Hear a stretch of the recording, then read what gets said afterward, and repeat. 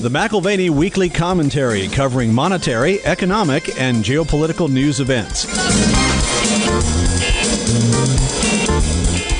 If you've never studied the horrors brought about by Marxism, you should look at the 20th century with more blood and gore than any in history and realize that replacing the stars and stripes off of a narrative of social injustice, if you want to replace that with a hammer and sickle, it's a deadly move. It's one that truly reflects Santayana's warning. If you don't learn from history, you will repeat it. Now here are Kevin Orrick and David McAlvany.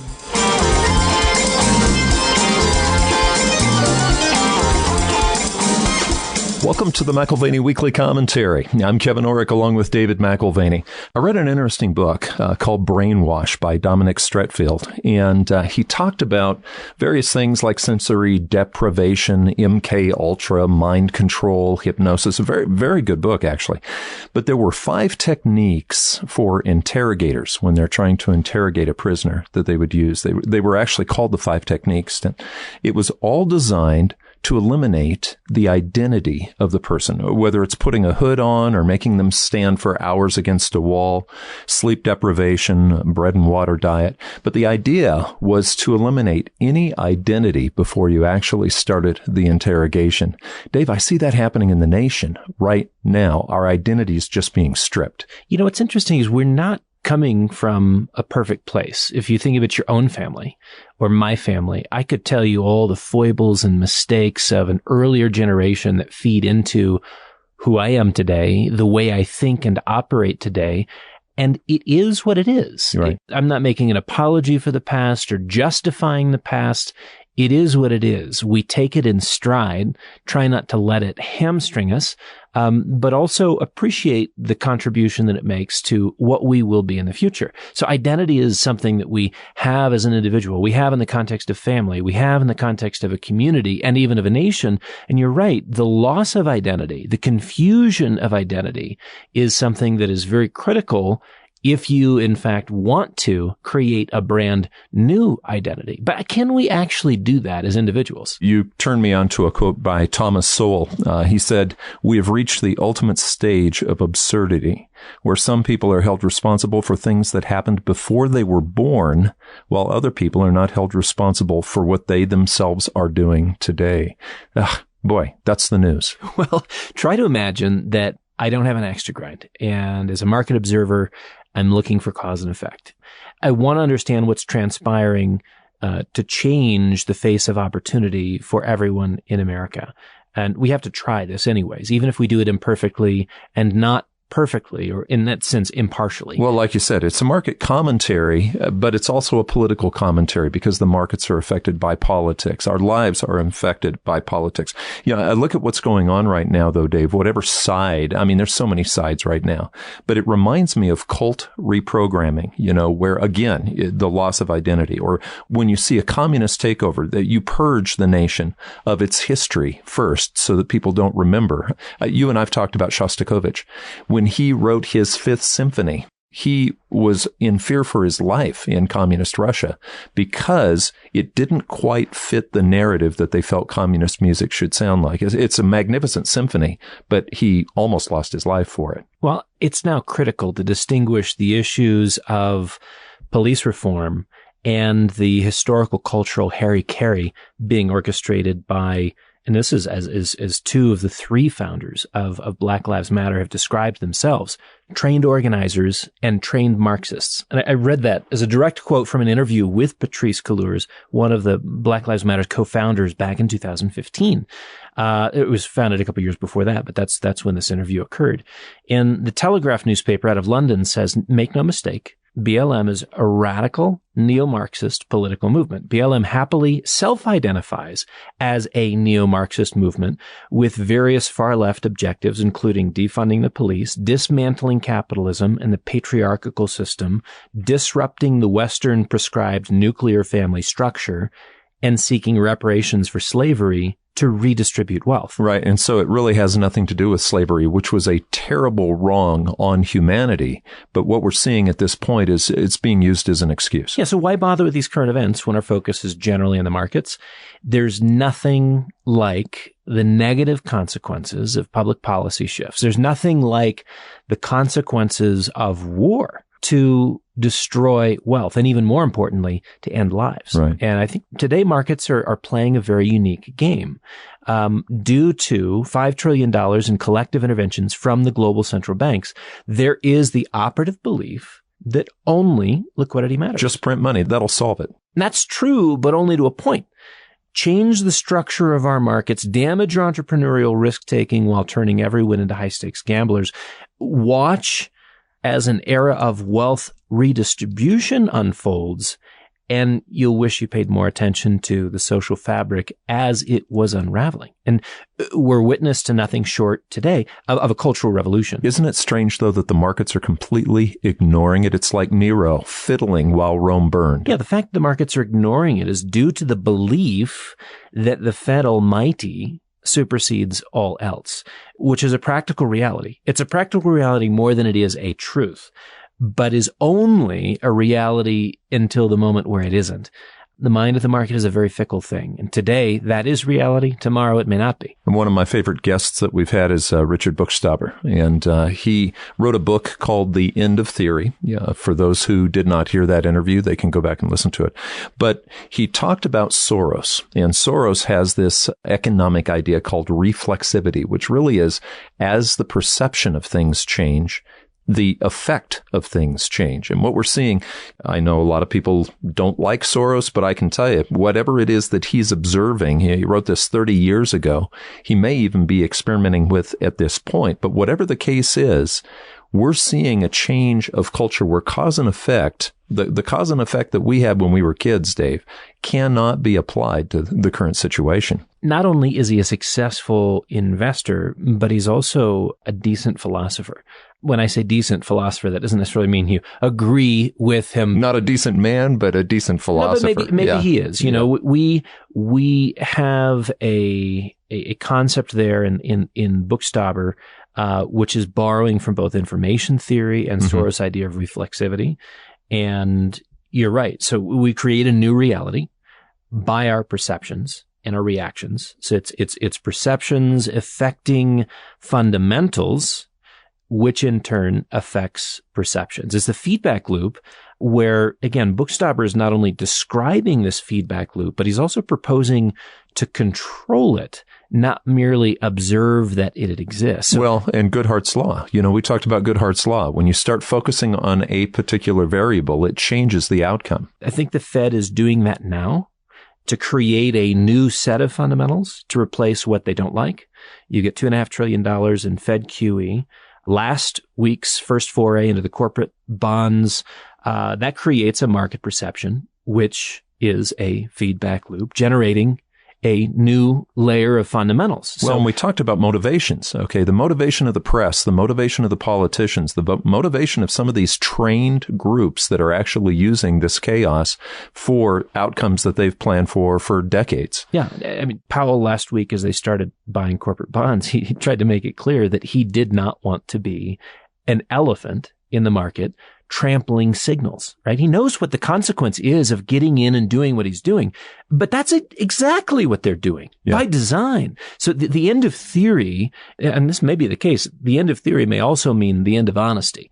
Well, does that apply not just to markets, though? Okay, so Bookstopper was writing toward the markets when he said the end of theory. But what about social narrative? Can that be managed the same way? Yeah, I think narrative management is no different.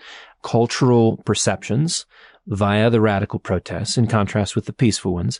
But the radical protests, they're reshaping what we see, what we experience as we speak. And that's thanks in part to the unofficial partnership between the mainstream media and the mob, both thriving off of drama and chaos and the attention that they receive from it.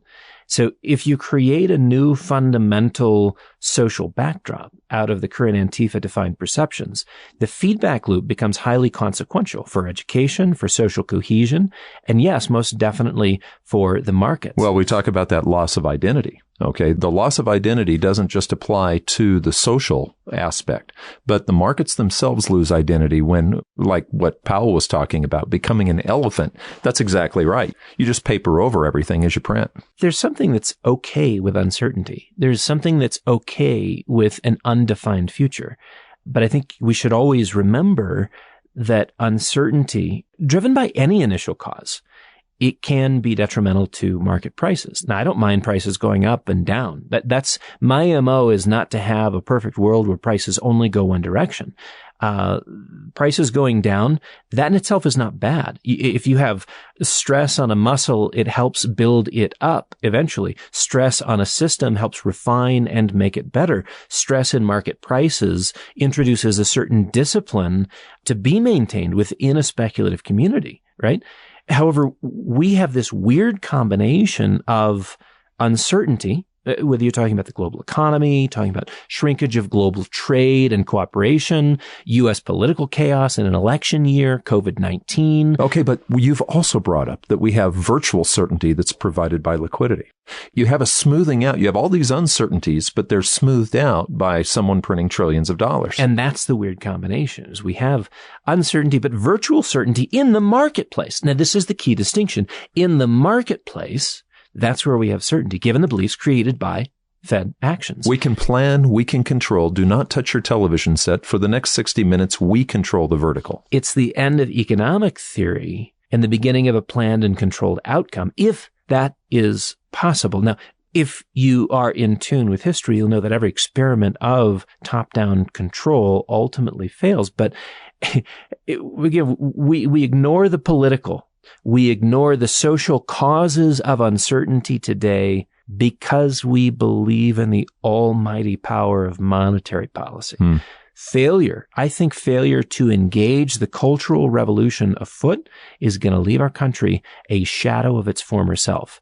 And that may, in fact, be the objective. Well, you talked about a shadow of its former self. It won't even remember, talking about hooding and interrogation and destroying the identity of a country. Look at the statues that are coming down and the lack of reason as to why. I had an interesting encounter with a family member this last week.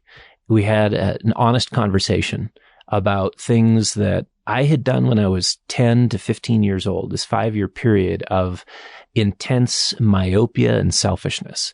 And I hurt this family member badly. And we had to go through a process of him talking to me, telling me, you disappointed me in this respect. This is how I experienced it.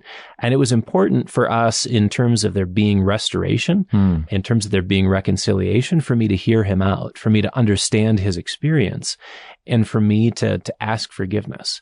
So, but I think one of the things that is clear is that I'm no longer 10 years old. I'm no longer 15 years old. There is a lot of things that have changed, and I'm glad for that, because as I can define parts of myself by my past, I'm not defined completely by my past. And this is a notion that we can experience redemption in a life process, and who we are in any particular phase of our life may be very different in the final analysis. Well, and forgiveness is a painful journey, but you also have to be able to remember what you're forgiving. And that's being erased right now. It's just blind rage. Yeah, if you consider that, that's what's driving, kind of a rage driving what's on display over the last 10 days. You've got the removal of Woodrow Wilson's name from college campuses. Because I'm sure for all the things that he did not do right, he must never have done anything positive as Princeton University president, as governor of New Jersey, or the 28th president of the United States, right? We also have the announced removal of Teddy Roosevelt, the statue from the Museum of Natural History in Manhattan. They'll have to change the Disney movie Night at the Museum, too. Yeah, that's right. Because if I remember right, that statue came to life. Well, of course, that was Robin Williams, and a role. So if Robin Williams could see it, he might protest. But let's set aside the creation of the National Park System and a dozen other monumental contributions, because, of course, we can find his imperfections and fatal flaws. What should we start with? That he was a eugenicist? That he liked the idea of population control and he defined better people. He had a gradation. But listen, so did Margaret Sanger, right? So if that's our point of criticism of Teddy Roosevelt and why we should be removing him from the Natural History Museum. Should we be closing down all Planned Parenthood franchises? Because Sanger was a eugenicist too. In essence, her form of racism was to eliminate large swaths of the human population because that was better for everybody. Well, I've got a question. Okay, you've got certain statues that are almost impossible to pull down. Are they going to cannon blast Mount Rushmore next? Because Teddy's on there, you know. Right. And, given enough time, we might find the Lincoln Memorial trashed, Rushmore, as you suggest, at risk as well. I mean, look, you've got the serious discussion happening with the New York City Council about removing Thomas Jefferson's statue from City Hall. Again, are we talking about a perfect human being? Not at all.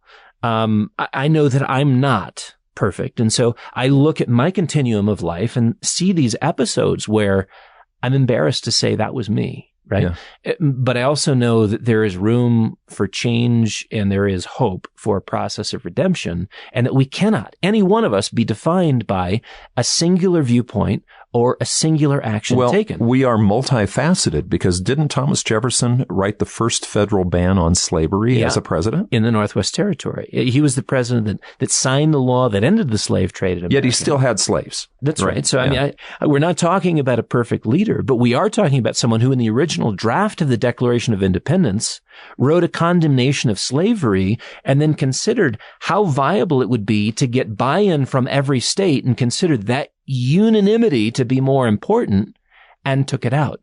Was that a weakness in character, or was that an issue of pragmatism as they were separating themselves out from the British? But you couldn't ask that question if all history had been removed. In other words, your point is our judgments are helpful. Okay, because we understand the fallibilities or the foibles of the past as well as the good things. That's right. And we're talking about imperfect people. We're talking about imperfect people. We're talking about imperfect leaders.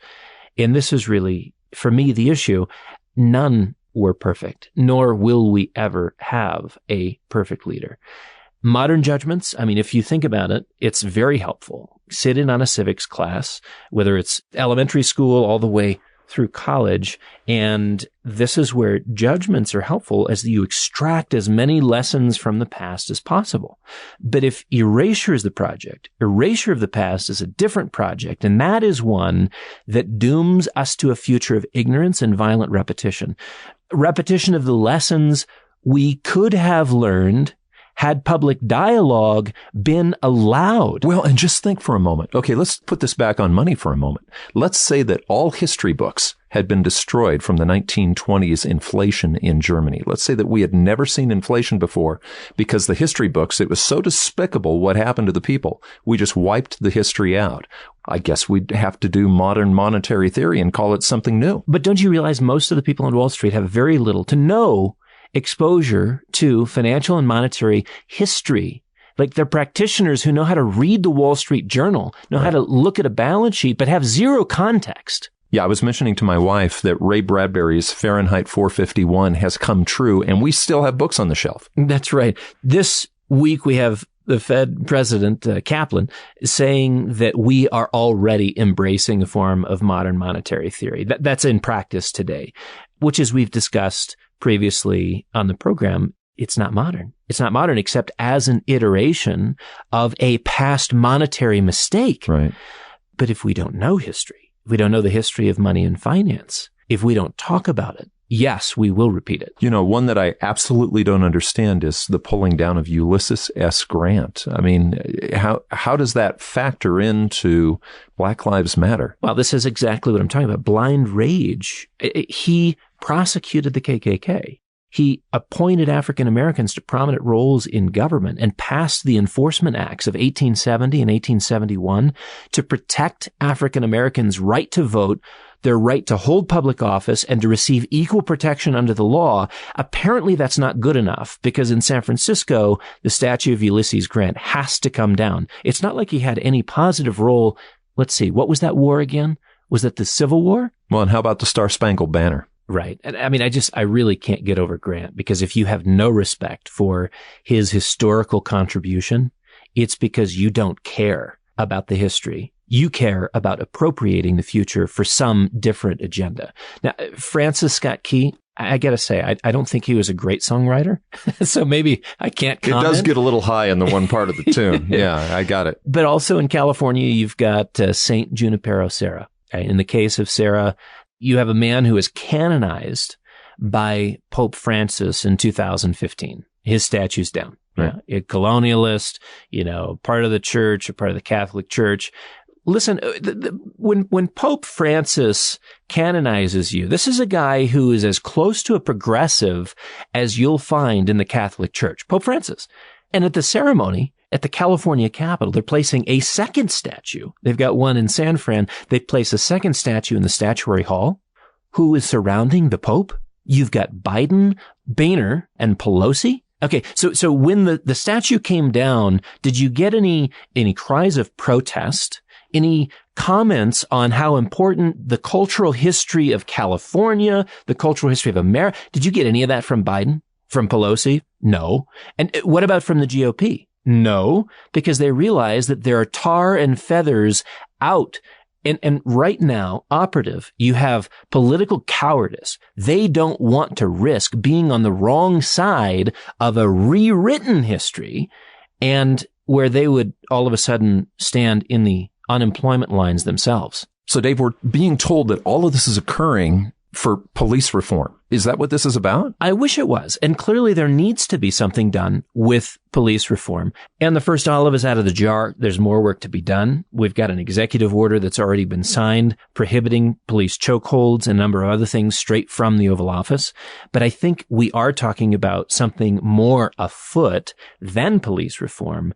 This is an organized effort to destroy history. And I think that's a very dangerous undertaking. Do you remember when we read Orwell? You had the whole office read Orwell. And, one of his quotes is, "Who controls the past controls the future. Who controls the present controls the past." So again, think about Grant. He helped win the Civil War and shaped the future of the nation after that conflict. That is not a George Floyd protest. That is an Antifa BLM hijacking of grief and rage. Grant, seriously. There's something that bothers me about this, and it's the hypocritical, one-sided judgment of every past leader that to maintain legitimacy, they have to stand trial in the court of popular opinion. In this case, it's the mob opinion with an unblemished record, as if any human being could stand up to the same scrutiny, as if they themselves could stand up to the same scrutiny. Are we all good? Are we all bad? Right? It's as if we see things with crystal clarity today on all the issues of the past, of all the issues of the present, and can anticipate being on the right side of history for all the issues into the future. Listen, all we have is a point of view. All we have is a point of view. And perhaps today we have a better perspective, but I guarantee you it's still going to be insufficient. Translate yourself into the future 10 years from now, 20 years from now, time will tell. And our progeny will judge us ferociously because that's what we're creating today as cultural attack dogs. Right. If we look back in time and have no grace to extend back in time, expect none applied to you, as you assumed that you had an understanding of what was actually going on. You have to ask when this madness stops. When does this madness stop? You have to start renaming cities, big ones. Like New York. New York City is named after the Duke of York, head of the Royal African Company, responsible for delivering 90 to 100,000 slaves to British colonies. Well, okay, so speaking of the British, you almost have to eliminate the afternoon tea. Well, of course you should. Ban British tea because it's an essential part of the British practice. The British were what drove demand for slaves for hundreds of years. So let's get rid of that. How about eradicating Yale University, or at least changing its name? Elihu Yale not only owned slaves, he was a slave trader. Yeah. So how about we get rid of the Democratic Party? Try this on for size. Let's get rid of the Democratic Party. The modern iteration of the Democratic Party, you can say, was founded by Andrew Jackson. He was a slave trader. Oops. Right? Yeah. Oops. Now, was he good for something? Well, yeah. According to one version of history, good for nothing? Well, yeah. What that means is that he was an imperfect person with imperfect perspectives, and he got some things very right. and he got other things very wrong. And that's worthy of a discussion. That's worthy of dialogue.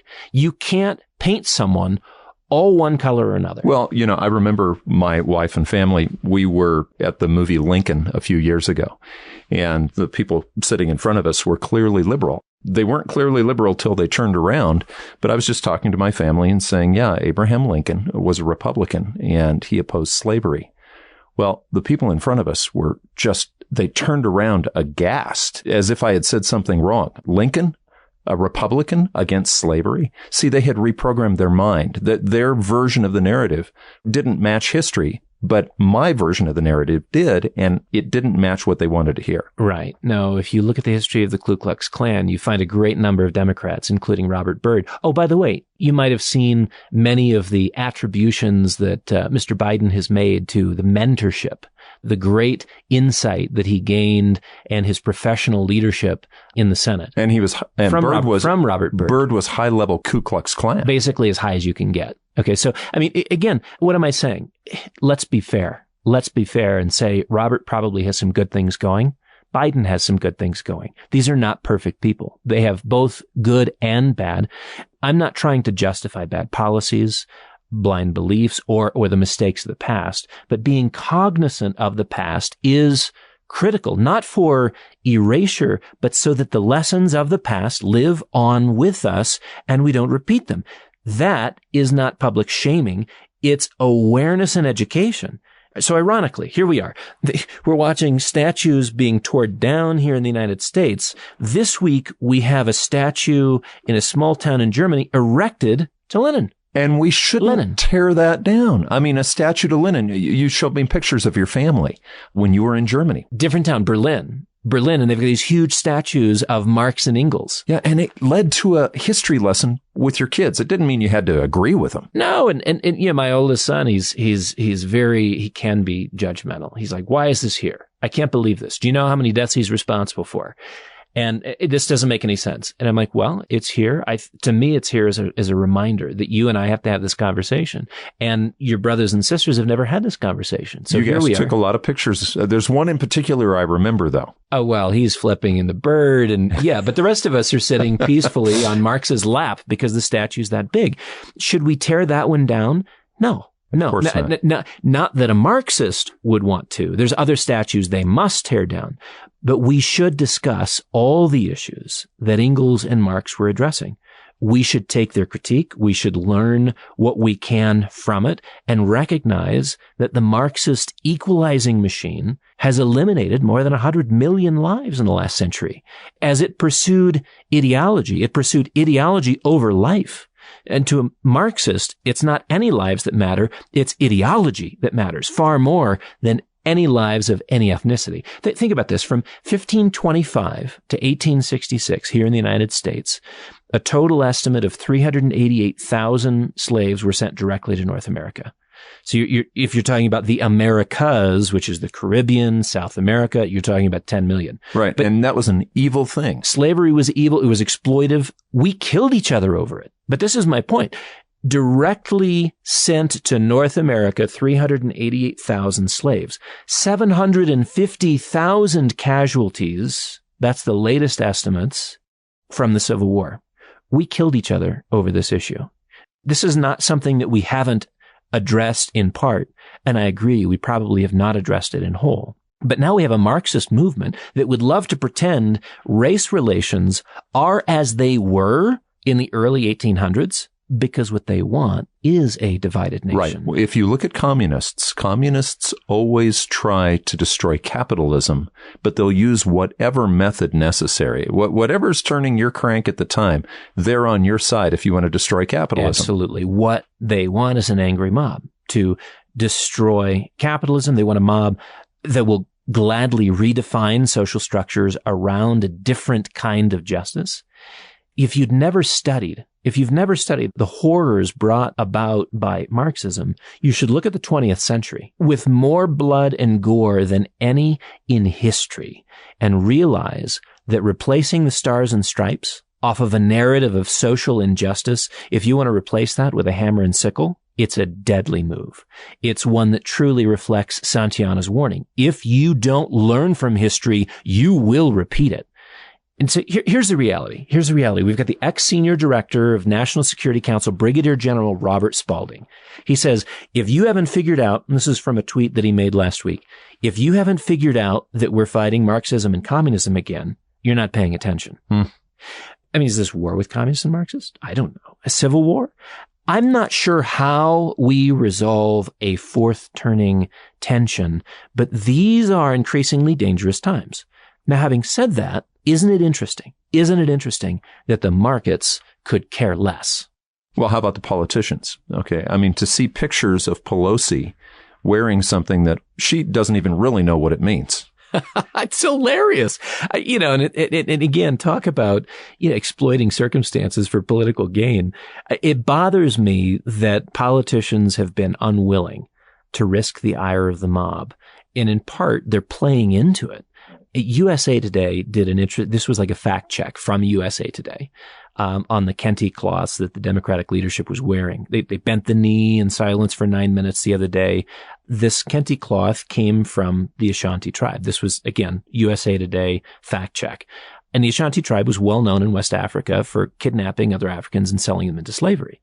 And I'm thinking to myself, I am quite positive that Pelosi was not looking that far back in the rearview mirror, that no offense was intended. It was pure political drama, but it was unintentional satire at its best. Well, let's not forget the end of slavery. Let's not forget, if you don't, this is one of the things I tried to address in my book on legacy, but if you don't look back in time with a degree of grace at those that came before you, they were living and operating under a different ethical standard than we apply today. How can anyone in the present expect to be a recipient of grace from future generations that might in fact judge our ethical standards as insufficient? And so none of us should claim to have this perfect perspective.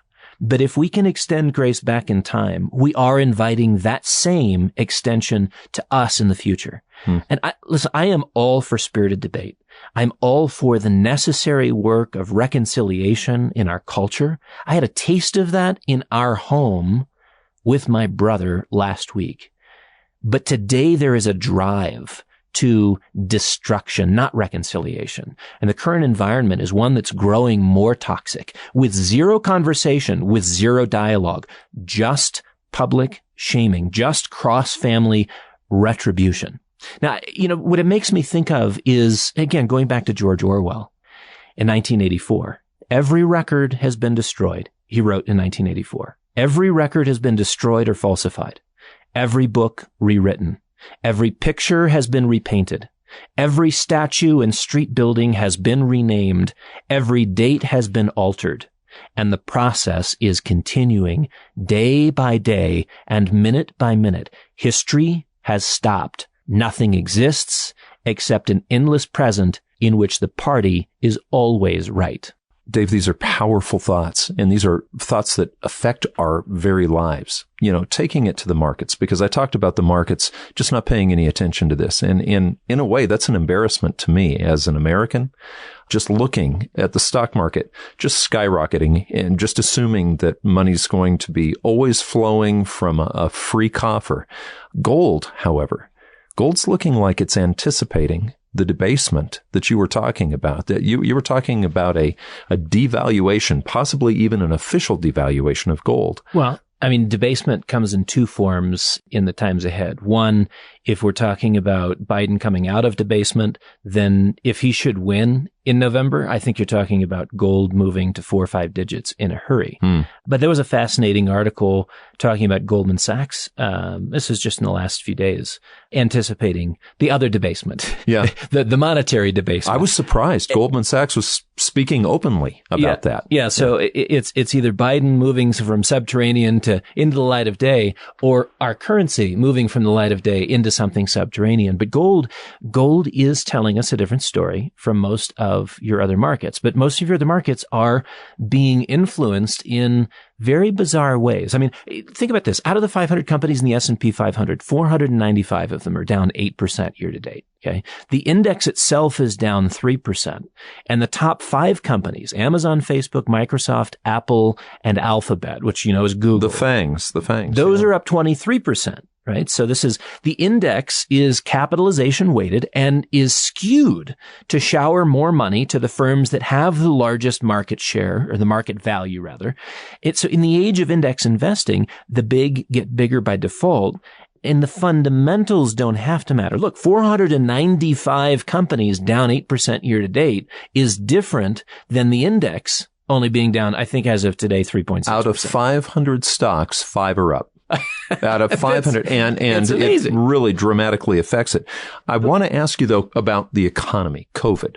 Are we restarting COVID this fall? I mean, there are a lot of people who are questioning whether they're going to even have a job this fall. I talked to a man who owns a marketing company for travel, and he said, Kevin, it's really, really dire right now. Wow, this is, again, why that interview we did with Bookstopper is so critical in terms of the end of theory, because we're talking about perceptions leading to reactions, and those reactions creating a new set of fundamentals, right? So we have the Fed trying to influence perceptions and create a new set of fundamentals.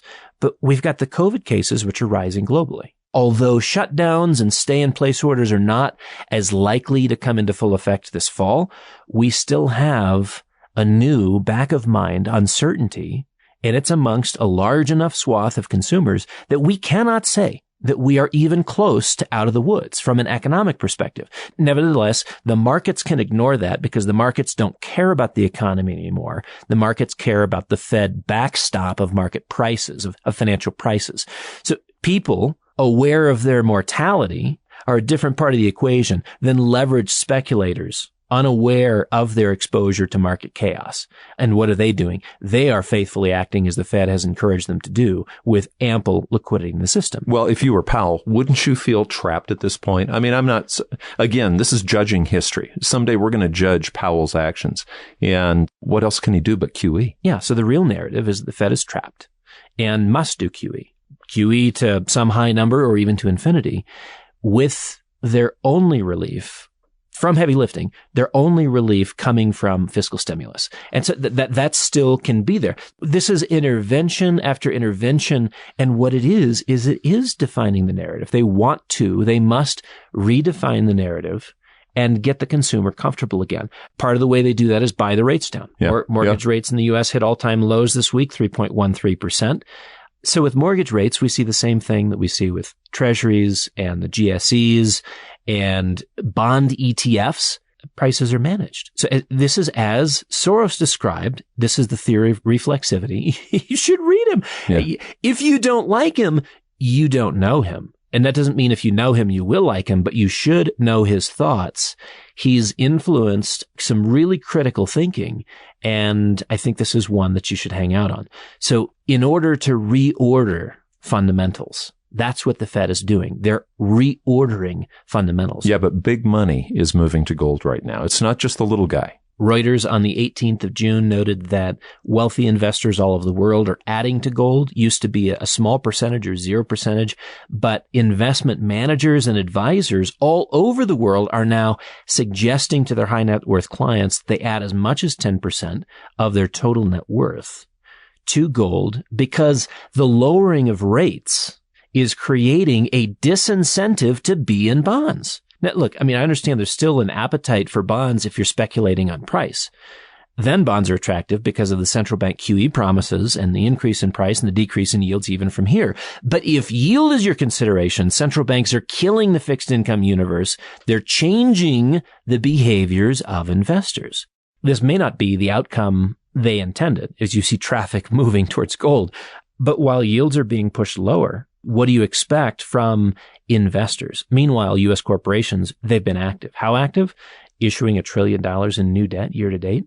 I'd say that's very active. So timeframes to watch, very critical if you're talking about the economy and a resurgence of pressure within the financial markets. Your forbearance periods for loans that have been basically been allowed to stall you begin to see those forbearance periods end at the end of July to August. And it coincides also with the federal government's $600 payments ending late July. So it wouldn't surprise us if late summer, early fall was game time for the banking and financial system, maybe an opportunity for the Fed to double down on QE, or for there to be an announcement, a fiscal stimulus announcement, again, to sort of keep the money rolling, keep the votes a-coming, keep the people happy, make sure that they're not back on the streets protesting yet again. As we've been talking today, Dave, I've been thinking about forgiveness, because what we're seeing is a lack of forgiveness, and it's growing, and it's like a snowball rolling downhill. Forgiveness does take identity. You have to go back and actually identify the identity of who you are and who offended you. Yeah, I'm just thinking about how your family works through things. I love how transparent you are, both in your book, The Intentional Legacy, and just on this show to bring these things up. Your family's a deliberate family. It's a flawed family, like all families. But I think a lot of us gain as we focus on what you were focusing on last week, which is forgiveness. One of the hardest things I've experienced in recent years was things that I had no recollection of, things that I had no memory of whatsoever, but they were fresh to my brother.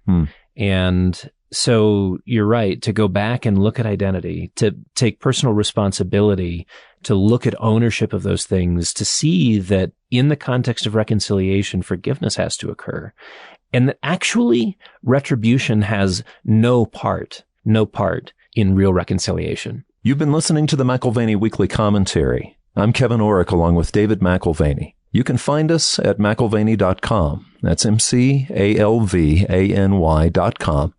You can call us at 800-525-9556. This has been the McAlvany Weekly Commentary. The views expressed should not be considered to be a solicitation or a recommendation for your investment portfolio. You should consult a professional financial advisor to assess your suitability for risk and investment. Join us again next week for a new edition of the McAlvany Weekly Commentary.